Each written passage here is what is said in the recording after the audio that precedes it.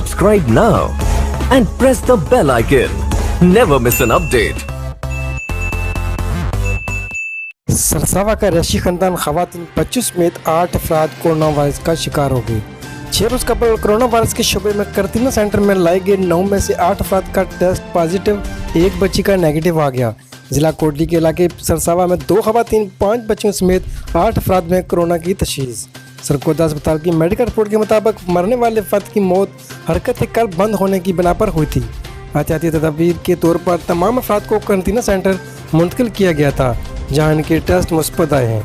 तमाम अफराद को ऐसिलोशन अस्पताल में मुंतकिल कर दिया गया था।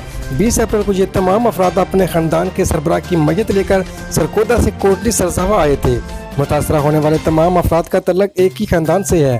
ताहम इतलात हैं कि सरसावा से मलाइका इलाका छवाड़ा का पूरा इलाका सील कर दिया गया है।